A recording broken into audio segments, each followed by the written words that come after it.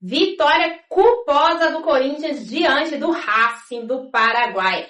Porque o Corinthians, ao que me parece, não tinha intenção nenhuma de ganhar esse jogo contra o Racing, mas mesmo sem se esforçar, mesmo sem apresentar um futebol minimamente organizado, o Corinthians saiu com a vitória diante do Racing, jogando fora de casa e se manteve vivo aí para a última rodada da Copa Sul-Americana. Acompanhe agora aqui na Rádio Coringão a análise fiel deste jogo que foi difícil de assistir.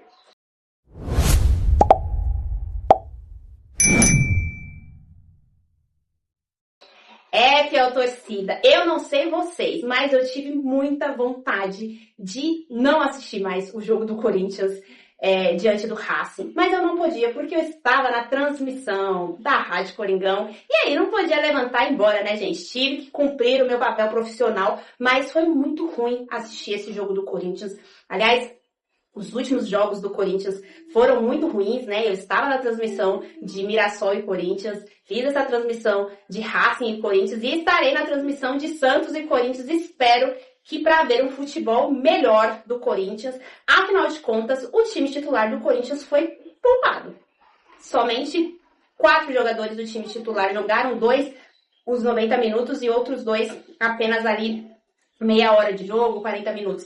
Então, esperamos, né, que no próximo jogo o Corinthians se mostre um time aguerrido, um time inteiro fisicamente, um time que corre, um time que disputa, porque essa tem sido a defesa de Dorival Júnior para mexer tanto no time, que ele precisa dos jogadores inteiros, que não dá tempo de recuperar os jogadores com essa maratona de jogos, e eu entendo isso, mas eu espero que isso dê resultado. Eu espero que o próximo jogo que o Corinthians entrar com o time titular, ele jogue melhor.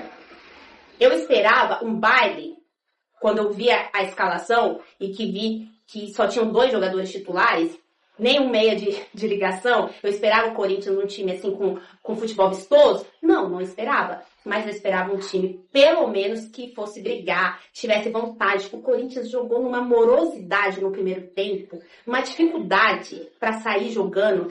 Se a gente pegar a posse de bola do Corinthians no primeiro tempo, se o Corinthians teve 60% de posse de bola, 40% desse tempo eu acho que o Corinthians ficou tocando a bola no campo de defesa, tocando a bola para trás. A escalação do Corinthians, como eu falei, time reserva.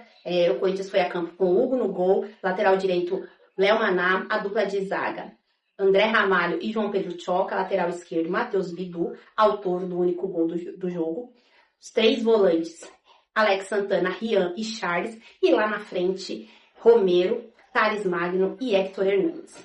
E aí você isola o Héctor Hernandes lá na frente, tanto que ele não é uma característica dele, mas teve uma hora que ele veio buscar a bola no meio de campo, porque a bola não chegava nele. Você não tinha ali um elo de ligação entre o campo, a defesa e o ataque do Corinthians. Por hora é o Romero que vai fazer essa função. Ele não é um meia de criação, mas ele entra muitas vezes ali e aí vem jogar um pouco mais pro meio, cai mais pra direita. O Thales Magno esperava mais dele, esperava que o Thales não é um ponta. Então, muitas vezes, espera-se do Thales que ele faça esse jogo ali mais por dentro, pelo lado esquerdo, mas o Thales não tá bem. O Thales, tecnicamente, não está bem. Então, você junta o fator de você ter um time em campo que não joga junto, que não tem coletivo, que não está acostumado, que os jogadores não conhecem os movimentos uns dos outros. Aí você junta, tecnicamente, jogadores muito abaixo. Então, vamos pensar no Alex Santana no meio de campo. Ano passado, quando ele chegou no Corinthians, ele começou muito bem e a gente pensou, cara, vai mandar no meio de campo do Corinthians. E foi numa fase que o Ranieri tinha tido uma queda, ele entrou muito bem. Aí o Alex Santana machucou, ficou muito tempo fora. Quando ele volta, ele não volta o mesmo Alex Santana, ele não conseguiu ainda ser esse Alex Santana. O Charles é uma oscilação sem fim, é um jogo bom, 10 ruins. Aí o Rian é esforçado, o Rian, sim, ele corre, ele se apresenta, ele tenta, mas tecnicamente ele é o jogador mais abaixo. Eu não vou esperar do Rian que o Rian crie situações de jogadas.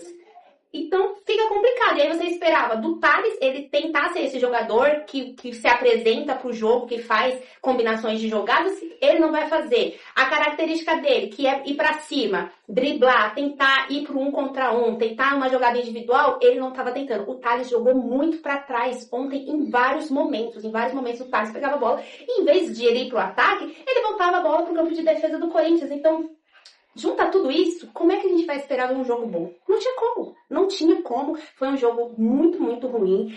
E eu acho que o que mais chateia, assim, a gente de olhar é a postura, assim, dos jogadores. Um time muito lento. Mesmo, vamos considerar então tudo isso. O time não joga junto, não tem coletivo, é difícil, os jogadores não se conhecem ali dentro de campo, mas vamos ter um pouquinho de vontade. Vamos ter um pouquinho mais de afinco, né? Disputar mais a bola, dividir as jogadas. Corinthians muito, muito ruim no primeiro tempo. Corinthians, a única situação que o Corinthians criou no primeiro tempo foi uma batida de falta do Romero, que o goleiro fez uma boa defesa, ia ser um gol muito bonito de falta, e só. O Corinthians não chutou no gol, o Corinthians não levou perigo contra o gol do Racing.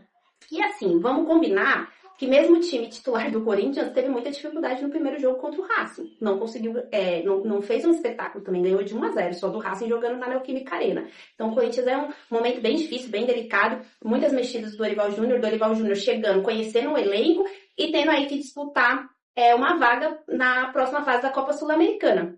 Aí o Corinthians vem para o segundo tempo com ainda ruim, aí teve as mudanças, entraram Yuri Alberto, Carrilho e o Igor Coronado. Aí o Corinthians foi um pouquinho, não foi muita coisa não, um pouquinho mais dinâmico do que no primeiro tempo, um pouquinho mais agressivo do que no primeiro tempo, e era um jogo que a gente olhava e pensava, se o Corinthians apertar um pouquinho, ele consegue envolver esse time do Racing, porque é um time muito ruim.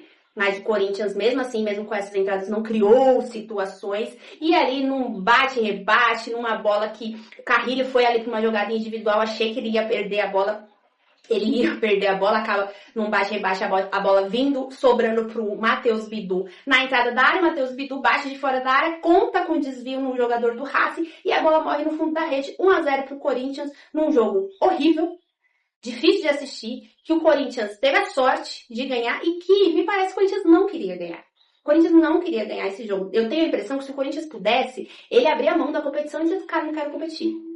O que eu acho que não tá correto, porque qualquer campeonato que o Corinthians jogue, ele tem que minimamente competir. Eu não estou exigindo que o Corinthians ganhe, que o Corinthians dê um show, um espetáculo todo jogo, não tem como fazer isso, enfim, mas eu não gosto desse desprezo. Inclusive, eu não sei porque tanta gente despreza assim a Sul-Americana, porque é um torneio internacional, é a Série B da Copa Sul-Americana, é um torneio, vale uma taça, tem ali um dinheiro, uma premiação, e te dá vaga direta para a Libertadores do ano seguinte, te dá aí mais um jogo, né, de calendário que é a Recopa, não, são dois, a Recopa são dois, se eu não me engano, que aí você pega o vencedor da Libertadores e te dá um pouco de visibilidade, por que não? Aí o Corinthians abre mão e aí, vamos disputar a Copa do Brasil e o Campeonato Brasileiro. E se não ficar na zona de classificação? A gente espera que fique, é o mínimo que fique, mas e se não ficar? Já que a Sul-Americana é um campeonato tão abaixo,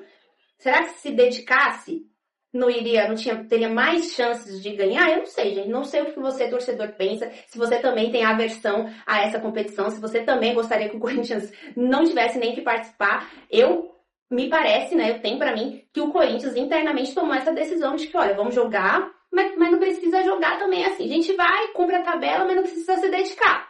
Mas mesmo assim, mesmo sem essa dedicação, mesmo sem essa intenção de ganhar, o Corinthians conseguiu ganhar do fraquíssimo Racing e se manteve vivo aí na Copa Sul-Americana, mas para se classificar para os playoffs, né? Não é para as oitavas direto, é para aquela fase que o segundo colocado da Copa Sul-Americana pega um terceiro colocado que vem da Copa Libertadores e aí em 2 jogos eles disputam uma vaga nas oitavas de final, o que seria mais 2 datas nesse calendário extremamente apertado e que eu, Sueli, estava pensando assim, a CBF fez o calendário considerando possibilidade dessas 2 datas, mas não, encavala com data de Campeonato Brasileiro. E aí, o que teria que fazer? O que o Corinthians vai fazer? Fato é, o Corinthians vai disputar um jogo contra o Huracan, fora de casa. Hoje, o Huracan tem 11 pontos, o Corinthians tem 8 pontos e o América de Cali, se não me engano, tem 7. O Corinthians ganhando o jogo contra o Huracan, ele empata, mas ele não vai conseguir, no critério de desempate, que é saldo de gols, é muito difícil ele conseguir tirar, porque ele teria que ganhar do Huracan de 7-0, 8-0. O Corinthians sofre para fazer um gol que dirá 7-8. Então a tendência é, se o Corinthians fizer a parte dele diante do Huracan e ganhar, ele se classificar para esses playoffs. Remotamente tem a chance do Corinthians, mesmo não ganhando, se classificar, mas aí depende do Racing ganhar do América de Cali, que a gente sabe que é muito difícil. O Racing não tem nenhum ponto nessa Copa Sul-Americana, não ganhou de ninguém, perdeu os 5 jogos até agora, então acho muito difícil que o América de Cali perca pro Racing. Não sei se o Corinthians vai querer fazer a parte dele. O que eu sei é que a próxima rodada é um jogo do Brasileirão, próximo compromisso que o Corinthians tem. É um jogo do Brasileirão, um clássico, diante do Santos, na Neoquímica Arena, no próximo domingo. A Rádio Coringão, claro, estará lá fazendo a transmissão. E a gente espera que o Corinthians desempenhe o melhor futebol, considerando que quem entrar dos titulares que estiverem à disposição, não estiverem com restrição do departamento médico e puderem jogar, que joguem bem, afinal de contas, foram poupados, estão descansando aí há uma semana, então espero que isso reflita nesse jogo contra o Santos, um histórico amplamente favorável ao Corinthians nesse ano de 2025, vai ser o terceiro confronto, nos outros 2 o Corinthians ganhou os 2 jogos, esperamos aí então uma vitória do Corinthians diante do Santos, até para deixar o Santos mais afundado lá na zona de rebaixamento, para não se distanciar do pelotão da frente e continuar ali no meio da tabela. O que você espera, torcedor corintiano, desse próximo jogo do Corinthians pelo Campeonato Brasileiro? Deixe aqui a sua opinião e fale também se você conseguiu assistir esse jogo contra o Racing até o final. Deixe aqui o seu like, seu comentário, compartilhe o nosso conteúdo e eu te vejo na próxima Análise Fiel. Vai, Corinthians!